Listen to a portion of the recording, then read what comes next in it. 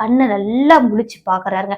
முழிச்சு பார்த்தா முன்னாடி நாள் பார்த்தா அதே உருவங்க, அதே கருப்பான ஒரு கொடூரமான உருவம் இன்னைக்கும் அவரோட மேல ஏறி உட்கார்ந்துட்டு இருக்கு. அதனாலதான் இவரால ஒரு பக்கமா திரும்பி. ஹாய் நண்பர்களே, இன்னைக்கான வீடியோ எங்க இருந்து வந்திருக்குன்னு பாத்தீங்கன்னா, வேலைக்கு போன இடத்துல ரூம்ல படுத்து தூங்கவே முடியாத அளவுக்கு ரொம்பவே கஷ்டப்பட்ட ஒரு நபருக்கு நடந்த அமானுஷமான ரொம்பவே திகிலான நிகழ்வை பத்தி தான் பார்க்க போறோம். அந்த மோகினி பேய் யாரு, அந்த மோகினி பேய் ஏன் அவர் பின்னாடி வந்துச்சு அப்படின்றதெல்லாம் இன்னைக்கான வீடியோல தொடர்ந்து பார்க்கலாம். வீடியோ எப்பவும் போல ரொம்ப ரொம்ப இன்ட்ரெஸ்டிங்காகவும் த்ரில்லிங்காகவும் இருக்க போது. ஸோ வீடியோவை ஸ்கிப் பண்ணாம பாருங்க. வீடியோ பிடிச்சிருந்தா லைக் பண்ணுங்க, ஷேர் பண்ணுங்க, கமெண்ட் பண்ணுங்க. இது மாதிரி உங்களோட வாழ்க்கையிலோ அல்லது உங்க ஃப்ரெண்ட்ஸ் அண்ட் ரிலேட்டிவ்ல யாருக்காவது திகிலான அமானுஷ சம்பவங்கள் நடந்திருக்கு அப்படின்னா அது நம்மளோட சேனல்ல வீடியோவா பார்க்கணும் நீங்க ஆசைப்பட்டீங்கன்னா என்னோட வாட்ஸ்அப் நம்பருக்கு வாய்ஸ் நோட்டா சென்ட் பண்ணிக்கலாம். கண்டிப்பா அந்த நிகழ்வு நம்மளோட சேனல்ல வீடியோவா அப்லோட் பண்ண முடியும். ஓகே நண்பர்களே, மறக்காம நம்மளோட சேனல்ல சப்ஸ்கிரைப் பண்ணிக்கோங்க. சப்ஸ்கிரைப் பண்ணிட்டு பக்கத்துல உள்ள பெல் ஐக்கன்ல ஆல் கொடுத்து வைங்க. அப்போதான் என்னோட வீடியோ உங்களுக்கு உடனுக்குடனே நோட்டிபிகேஷனா வந்து சேரும். அந்த நபருக்கு என்ன நடந்துச்சு அப்படின்றத வீடியோ தொடர்ந்து பார்த்து தெரிஞ்சுக்கலாம்.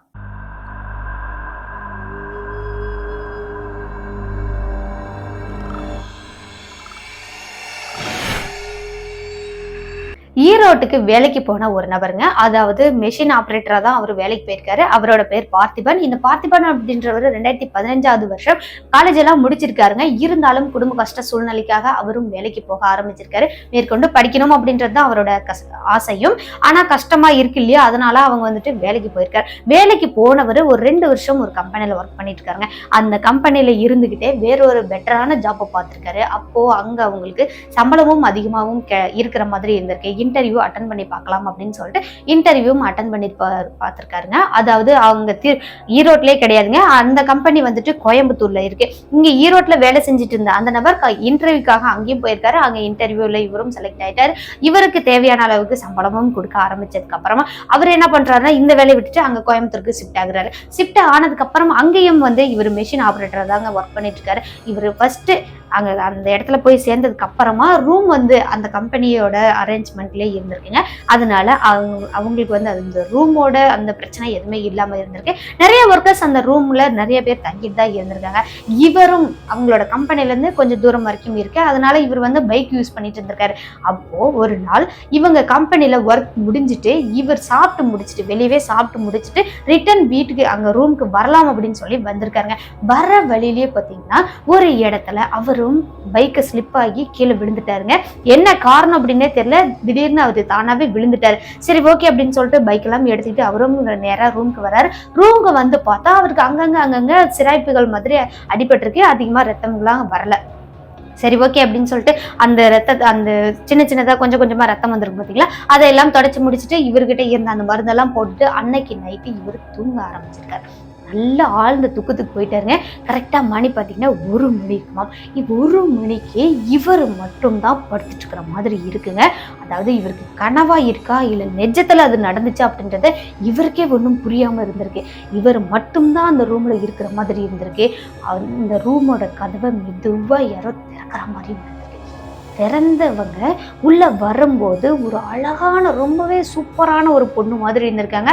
அந்த பொண்ணை பார்த்ததும் யாரா அந்த பொண்ணு இவ்வளோ அழகா இருக்கா, இங்க எப்படிடா வருவா அப்படின்னு சொல்லி இவரும் அந்த கனவை நிஜமானே தெரியாமல இவரும் யோசனை பண்ணிட்டு இருக்கும்போது அந்த பொண்ணு பக்கமா நெருங்கி வந்துட்டாங்க. நெருங்கி வரவே திடீர்னு பார்த்தா அந்த பொண்ணோட முகத்துல அங்கங்க ரத்தங்கள் வர மாதிரியும் அந்த பொண்ணு பார்த்தாவே கொஞ்சம் பயம் வர மாதிரியும் திடீர்னு மாற ஆரம்பிச்சிருச்சாங்க. இன்னும் கொஞ்சம் பக்கமா வரவே ஒரு கருப்பான உருவமா மாறிடுச்சாங்க. அந்த பொண்ணு ஃபர்ஸ்ட் பார்த்ததை விட இப்ப பார்க்கும்போது இன்னும் கொடூரமான ஒரு கருப்பான உருவமா தெரிஞ்சிருக்கு. அந்த உருவம் நேரா இங்க பார்த்திபனோட பக்கத்துலயும் வந்திருக்கு. வந்த உருவம் டக்குன்னு மறைஞ்சிருச்சுங்க. எங்க போச்சு அப்படின்னு இவரும் சுத்தி பார்க்கும்போது இவரு சுத்தி பார்த்துட்டே இருக்கும்போது பார்த்தா இவருக்கு மூச்சு விடவே கஷ்டமா இருந்திருக்கு. மூச்சு விட கஷ்டமா இருக்கேன்னு அப்போதான் இவர் நேரா திரும்பி பார்க்குறாரு. பார்த்தா இவரோட நெஞ்சு மேல ஏறி அந்த உருவமானது போட்டு நல்லா அழுத்திட்டு இருக்கிற மாதிரி இருந்திருக்குங்க. இவரும் அந்த உருவத்தை அந்த பக்கம் இந்த பக்கம் தள்ளலாம் அப்படின்னு பாக்குறாரு. அவரால் சுத்தமா ஒண்ணுமே பண்ண முடியலையா. இவரும் ஊன்னு சத்தம் போடுறாரு, அது யாருக்குமே கேட்கவே இல்லைங்க. அதுக்கப்புறமா நல்லா கண்ணை திறந்து பார்த்தா நெஜத்துல தாங்க நடந்துட்டு இருந்திருக்கு. அந்த உருவம் அவர் வந்து நெஞ்சு மேல ஏறி உட்கார்ந்துருக்கிறது எல்லாமே நெஜத்துல தான் நடந்திருக்கு. அப்போதான் சுத்தி சுத்தி பார்த்தா எல்லாருமே அப்படின்னு நல்லா ஆழ்ந்த தூக்கத்துல தூங்கிட்டு இருக்கிறானுங்க, கொரட்டை அடிச்சுட்டு தூங்கிட்டு இருக்கிறானுங்க. ஆனா இவர் கூப்பிடுற அந்த சத்தம் மட்டும் யாருக்குமே கேட்கவே இல்லையா. இவரும் கையை நீட்டி நீட்டி அந்த பக்கம் இந்த பக்கம் இருக்கிறவங்களெல்லாம் எழுப்பி எழுப்பி பாக்குறாரு. காலை எடுத்து உதைக்கிற மாதிரியும் இருந்திருக்கு. ஆனா யாருமே திரும்பி கூட பார்க்கலையாங்க. ஒரு கொசு கடிச்சா கூட இப்படி அடிச்சுட்டு படுப்பாங்களா, ஆனா அந்த மாதிரி கூட யாருமே எதுவுமே பண்ணலையா. என்னடா இவனுங்க இப்படி காட்டு தூக்கம் தூங்குறானுங்களேன்னு சொல்லிட்டு இவரும் அந்த உருவத்திட்ட போராடிக்கிட்டு கட்டுப்பாயிட்டாருங்க. அதுக்கப்புறம் அந்த உருவத்தை ஒரு வழியை கீழே தள்ளி விட்டுட்டு இவரும் எழுந்து உட்கார்ந்து இருமல் வந்துருச்சுங்க. இரும்பிக்கிட்டே இருக்கும்போதுதான் அப்போதான் சுத்தி இருக்கிறவங்க எல்லாம் டக்குன்னு எந்திரிச்சிட்டு இருக்காங்க. என்னடா இரும்பிட்டே இருக்கேன் என்னடா அப்படின்னு கேட்டிருக்காங்க. அட பாவிகளை, இவ்வளவு நேரம் நான் உங்களை இந்த மாதிரி தட்டி தட்டி எழுப்பிட்டு இருந்தேன், இவ்வளவு நேரம் கட்டிக்கிட்டு இருந்தேன், எவனுமே எந்திரிக்கல, என்னோட இருமல் சத்தம் கேட்டு இப்படி எந்திரிக்கிறீங்களாடா அப்படின்னு சொல்லி அவர் மனசுக்குள்ள நினைச்சிட்டு ஒண்ணுமில்லை அப்படின்னு சொல்லிட்டு அவரும் படுத்து தூங்க ஆரம்பிச்சிட்டாருங்க. தண்ணி எல்லாம் குடிச்சு முடிச்சுட்டு நல்லா இவரும் மீண்டும் படுத்துட்டாரு. பிறண்டு பிறண்டு படுக்கிறாரு. அது யாரா இருக்கும், என்ன உருவமா இருக்கும் அப்படின்னு சொல்லிட்டு இவரும் யோசனையிலேயே அவரை அறியாமலே தூங்கிட்டாராங்க. அடுத்த நாள் காலையில எந்திரிக்கிறாங்க. எழுந்து அங்க கம்பெனிக்கு போகணும் இல்லையா, அதனால இவரும் கம்பெனிக்கு கிளம்பிட்டாரு. சுத்தி இருந்தவங்க எல்லாருமே அன்னைக்கு பகல் ஷிஃப்ட் தான் போனாங்க. அவங்களும் கம்பெனிக்கு கிளம்பிட்டாங்க. கிளம்புனதுக்கு அப்புறம் அன்னைக்கும் வேலையெல்லாம் முடிச்சுட்டு ஈவினிங் அங்க கம்பெனில இருந்து கிளம்புறாங்க. கிளம்புனவங்க நேரா சாப்பிட்டு முடிச்சுட்டு அதுக்கப்புறமா தான் எப்பவுமே பார்த்திபன் ரூமுக்கு வருவாராம். அதே மாதிரிதான் சாப்பிட்டு முடிச்சுட்டு ரூமுக்கும் வராருங்க. வந்து பார்த்தா அன்னைக்கு நிறைய பேர் வந்து கம்பெனிலே இருந்திருக்காங்க, கொஞ்சம் பேர் மட்டும்தான் அங்க ரூம்ல இருந்திருக்காங்க. எப்படியும் ஒரு 10 பேர் அப்படின்னா அதுல ஒரு 6 பேர் கம்பெனில இருக்காங்க, ஒரு 4 பேர் மட்டும்தான் ரூம்ல இருக்காங்க. இந்த பார்த்திபனும் ரூம்குள்ள வராருங்க. வந்து பார்த்தா கம்மியா தானே ஆளுங்க இருக்கிறாங்க. சரி ஓகே, கொஞ்சம் ஃப்ரீயா படுத்துக்கலாம் அப்படின்னு சொல்லிட்டு அன்னைக்கு கொஞ்சம் நேரமாவே இவரும் படுத்து தூங்க ஆரம்பிச்சிட்டாருங்க. நல்லாவே இவரும் தூங்க ஆரம்பிச்சதுக்கு அப்புறம் நல்லா ஆழ்ந்த தூக்கத்துக்கு போனதுக்கு அப்புறமா இவர் என்ன பண்றாருன்னா, இப்படி ஒரு பக்கமா திரும்பி படுக்கலாம் அப்படின்னு சொல்லி திரும்பி படுத்திருக்காங்க. திரும்பி படுக்கவே முடியலங்க. இவரால இப்படி திரும்பவே முடியலையாங்க. அப்போ டைம் எவ்வளவு இருக்கு அப்படின்றது அவருக்கு தெரியல. ஆனா இப்படி திரும்பி படுக்கவே முடியாம ரொம்பவே திணறி இருக்காரு. திணறினதை பார்த்துட்டு கண்ணை நல்லா முழிச்சு பாக்குறாருங்க. முழிச்சு பார்த்தா முன்னாடி நாள் பார்த்தா அதே உருவங்க, அதே கருப்பான ஒரு கொடூரமான உருவம் இன்னைக்கும் அவரோட மேல ஏறி உட்கார்ந்துட்டு இருக்கு. அதனாலதான் இவரால ஒரு பக்கமா திரும்பி படுக்கவே முடியல. இவரும் முடிஞ்ச வரைக்கும் அந்த பக்கம் இந்த பக்கம் முண்டிக்கிட்டே இருந்து ஒரு வழியா அவரும் எழுந்து உட்கார்ந்துட்டாருங்க. எழுந்து உட்கார்ந்ததுக்கு அப்புறமா கூட அந்த உருவம் இவருக்கு தெரிஞ்சிச்சாங்க. அன்னைக்கு என்ன பண்ணுதுன்னா, கேஷுவலா எந்திரிச்சு அந்த மெயின் டோர் பக்கத்துல போற மாதிரி போயிருக்குங்க. அங்க மெயின் டோர் பக்கத்துல போக போக போகவே ஒரு நார்மல் மனுஷன் எப்படி இருப்பாங்க அந்த மாதிரி ஒரு அழகான பொண்ணோட தோற்றமா மாறுறதையும் இவரு அன்னைக்கு கண் கூட பார்த்திருக்காரு. பார்த்தவருக்கு உயிரே இல்லையாங்க, அள்ளு விட்டுருச்சு. அதுக்கப்புறமா இவரு அங்க பக்கத்துல உள்ள படுத்துட்டு இருக்கிறவங்க எல்லாருமே எழுப்பி எந்திரிங்கடா எந்திரிங்கடா, இங்க பேய் இருக்குடா பேய் இருக்குடா அப்படின்னு சொல்றாரு. ஏன்டா நீ வேற, நல்ல தூக்கம் இப்பதான் வருது, நீ வேற இப்ப எழுப்பிட்டு இருக்கிற அப்படின்னு சொல்லி அவரை தான் திட்டிட்டு அவங்க எல்லாம் கொஞ்சம் கூட பொருட்படுத்தாம அவங்க படுத்து தூங்கிட்டே இருந்திருக்காங்க. இவருக்கு தூக்கமே வரல.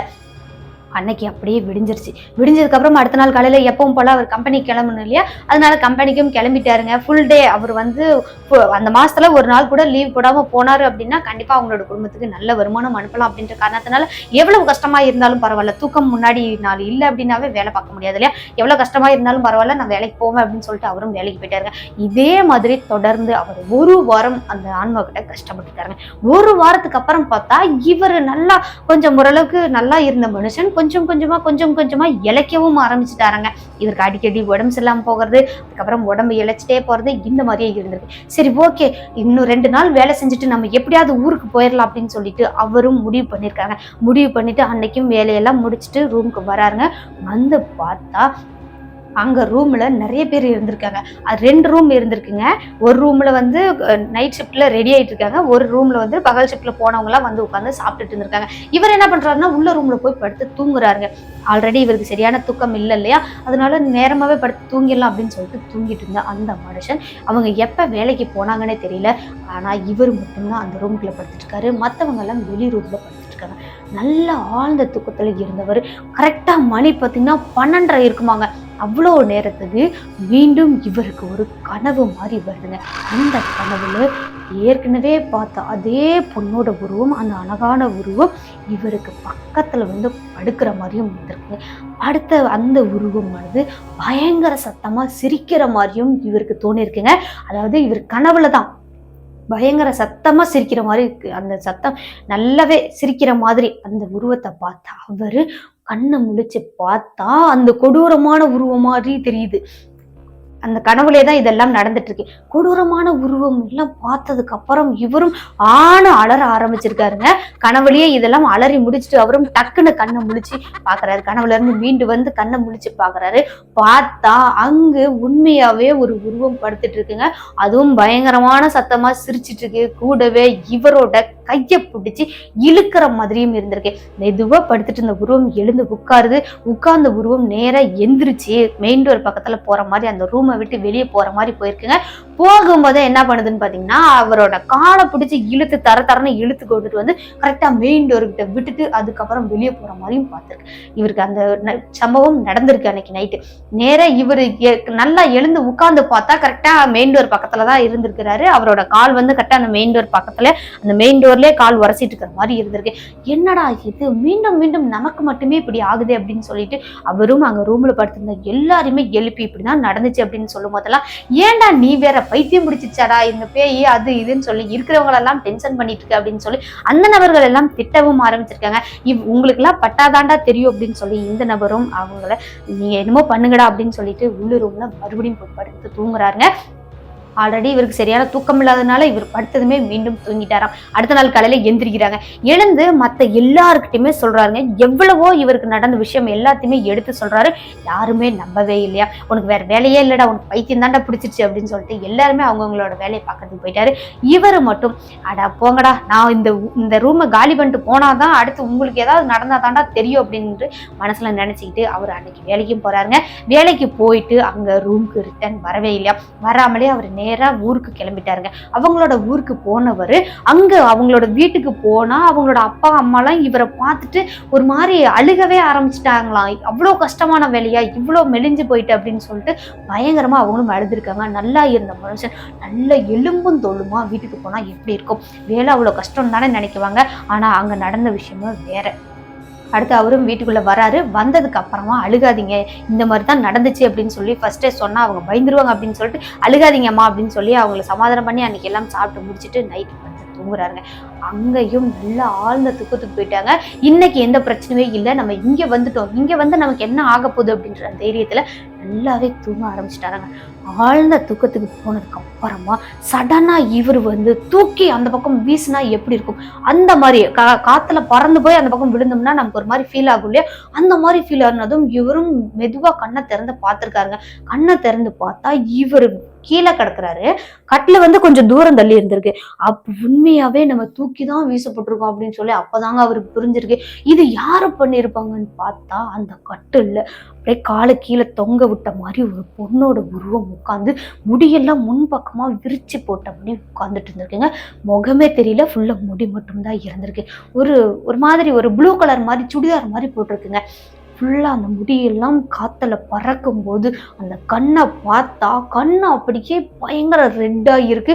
ரெட்டா இருந்த கண்ணு அப்படி கொஞ்சம் கொஞ்சமா வெள்ளையா மாறுற மாதிரியும் மாறி இருக்கு. கொஞ்சம் வித்தியாசமான கொடூரமான ஒரு உருவமா இருந்திருக்கு. பார்த்த நபரும் அடிச்சுக்கோ பிடிச்சுக்கோ அப்படின்னு சொல்லிட்டு அவங்களோட வீட்டுல தானே இருக்காரு. வேக வேகமா அவங்களோட அம்மா அப்பா எல்லாரையுமே எழுப்பலாம் அப்படின்னு சொல்லிட்டு போனா அவங்க அம்மா அப்பா பக்கத்துல போகும்போதெல்லாம் இவர் கொஞ்சம் பின்னாடியே போற மாதிரி இருந்திருக்கு. இப்படி போனாரு அப்படின்னா பின்னாடி ரிட்டர்ன் வர்ற மாதிரியும் இருந்திருக்குங்க. என்னடா இது அப்படின்னு சொல்லி இவரும் சத்தம் போட்டு கூப்பிட ஆரம்பிச்சிருக்காரு. இவர் போட்ட சத்தத்துல வெளியே அவங்களோட வீட்டு பக்கத்துல எல்லாம் இருப்பாங்கல்ல அவங்க எல்லாம் ஓடி வந்துட்டாங்களாங்க. வந்து கதவை தட்டிட்டு இருக்காங்க. என்னாச்சு என்னாச்சு அப்படின்னு சொல்லிட்டு கதவெல்லாம் தட்டிட்டு இருக்காங்க. அப்போதான் அவங்களோட அப்பா அம்மா 2 பேருமே எந்திரிச்சிருக்காங்க. இங்க கதவை தட்டின அந்த சத்தத்தை கேட்டுட்டே இருக்கும்போது இந்த பார்த்திபன் அப்படின்றவரும் கட்டில பார்த்துட்டே இருந்திருக்காரு. மெதுவா அந்த உருவமானது சிரிச்சுக்கிட்டே மெயின் டோருக்கு வெளியே போற மாதிரி போயிருக்குங்க. ஆனா மெயின் டோருக்கு வெளியே போச்சா இல்லையா அப்படின்றது அவருக்கு தெரியல. அடுத்தது அந்த கதவெல்லாம் தட்டினதுக்கு அப்புறம் எழுந்து அவங்களோட அம்மா வந்து கதவெல்லாம் ஓபன் பண்ணிருக்காங்க. ஓபன் பண்ணி பார்த்தா எதுக்கு கத்திட்டு இருக்கீங்க, என்ன ஆச்சு, ஏன் பையன் கத்திட்டு இருக்கான் அப்படின்னு சொல்லி கேக்குறாங்க. அப்போதான் அவங்களோட அம்மாவுக்கு தெரிஞ்சிருக்கு இவ கத்திட்டு இருந்திருக்கான் அப்படின்னு சொல்லிட்டு. அடுத்தது என்ன ஆச்சு ஏதாச்சு அப்படின்ற விஷயம் எல்லாம் கேட்கும்போது ஒண்ணு இல்ல, சின்னதா கெட்ட கனவு கண்டா அப்படின்னு சொல்லி அவரும் சமாளிச்சிருக்காங்க. ஆனா அன்னைக்கே அந்த ஊர்க்காரங்கள்ல பக்கத்து வீட்டுக்காரங்க என்ன சொல்றாங்கன்னா, பையன் ரொம்பவே மெலிஞ்சிட்டான், இவனுக்கு ஏதோ ஒரு பேய் பிடிச்சிருக்கும், இல்லைன்னா எங்களால நல்லா பயந்துருப்பான், நீ கொண்டுட்டு போயிட்டு ஒரு மாந்திரிகன்ட்ட மந்திரிச்சிட்டு வா அப்படின்னு சொல்லி அவங்க வந்து சஜஷன் சொல்லியிருக்காங்க அன்னைக்கு நைட்டே. சரி நான் பாத்துக்கிறேன் அப்படின்னு சொல்லி எல்லாருமே அனுப்பி வச்சுட்டு அன்னைக்கு அவங்களோட அம்மா போயிட்டு பார்த்திபன்ட்ட என்னடா நடந்துச்சு, என்ன விஷயம் அப்படின்னு சொல்லி கேட்கறாங்க.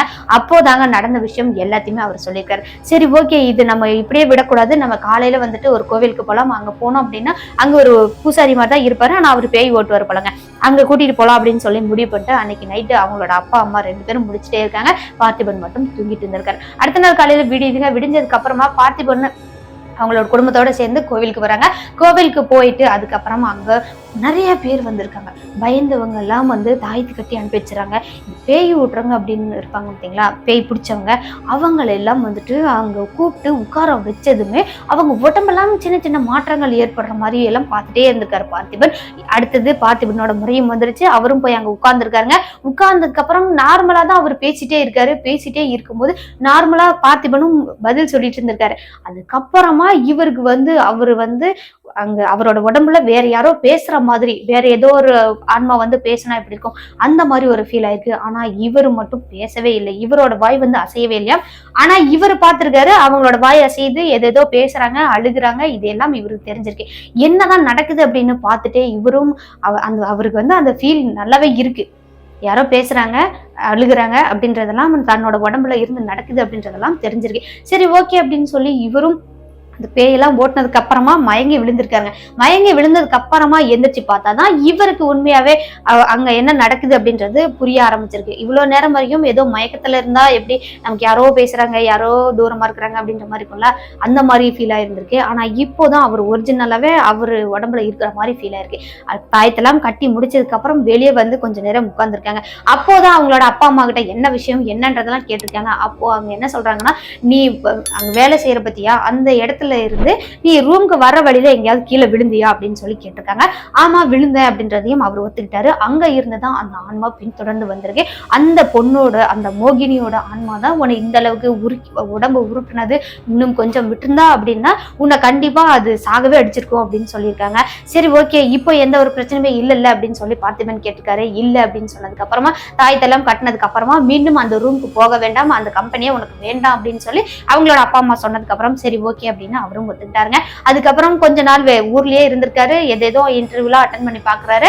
அதுக்கப்புறம் இப்ப கோயம்புத்தூர்ல வேலை பார்த்தாரு பாத்தீங்களா, அந்த கம்பெனியை விட கொஞ்சம் பெட்டரான சம்பளத்தோட இவருக்கு வேற ஒரு வேலையும் கிடைச்சதுக்கு அப்புறம் அந்த கம்பெனிக்கு வேலைக்கு போயிட்டாராங்க. அதுக்கப்புறம் இவருக்கு எந்த ஒரு பிரச்சனையுமே இல்லை. மீண்டும் கோயம்புத்தூர் போறோம் அப்படின்னாவே, அந்த ரோட்ல போறோம் அப்படின்னாவே இவருக்கு ஃபர்ஸ்ட் ஞாபகம் வருது அந்த பொண்ணோட உருவம் தான் ஞாபகத்துக்கு வருவாங்க. இந்த விஷயம் எல்லாமே எனக்கு நடந்தது சிஸ்டர், இப்போ நான் வேற கம்பெனில ஒர்க் பண்ணிட்டு இருக்கேன், ஆனா இப்போ எனக்கு எந்த ஒரு பிரச்சனையும் இல்லை அப்படின்னு சொல்லி இந்த நிகழ்வை நமக்கு பார்த்திபன் அப்படின்றவங்க தான் சொல்லி முடிச்சிருக்காங்க. இந்த நிகழ்வு எப்படி இருந்துச்சுன்னு மறக்காம கமெண்ட் பாக்ஸ்ல கமெண்ட் பண்ணுங்க. வீடியோ பிடிச்சிருந்தா லைக் பண்ணுங்க, ஷேர் பண்ணுங்க, கமெண்ட் பண்ணுங்க. இது மாதிரி தொடர்ந்து ரியல் லைஃப் கோஸ்ட் இன்சிடென்ட்லாம் கேட்கணும் அப்படின்னா நம்மளோட சின்ன ஸ்டோரிஸை மறக்காம சப்ஸ்கிரைப் பண்ணிக்கோங்க. பக்கத்துல உள்ள பெல் ஐக்கன்ல ஆல் கொடுத்து வச்சுக்கோங்க. ஓகே நண்பர்களே, மீண்டும் ஒரு திகிலான ஹாரரான இன்ட்ரெஸ்டிங் ரியல் லைஃப் கோஸ்ட் இன்சிடென்ட்டோட அடுத்த எபிசோட்ல சந்திக்கிற வரைக்கும் உங்களிடமிருந்து விடைபெறுவது உங்கள் சின்ன ஸ்டோரிஸில் நான் உமா. டாடா பாய்.